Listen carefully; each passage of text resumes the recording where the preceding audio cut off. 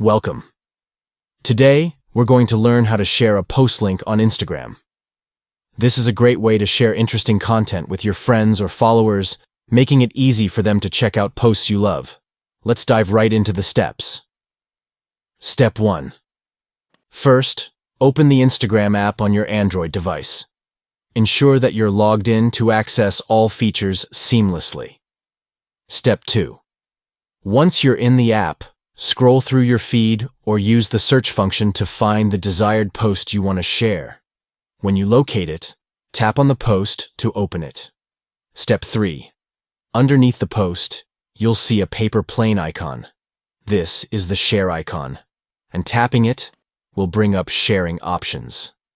Step 4. After tapping the paper plane icon, you'll see several options to share the post link. You can choose to share it directly via Messenger or any other app installed on your device. Simply select your preferred method and proceed to share. And that's it. You've successfully shared a post link on Instagram. Whether it's a funny meme, an inspiring quote, or a beautiful photo, sharing posts with friends has never been easier.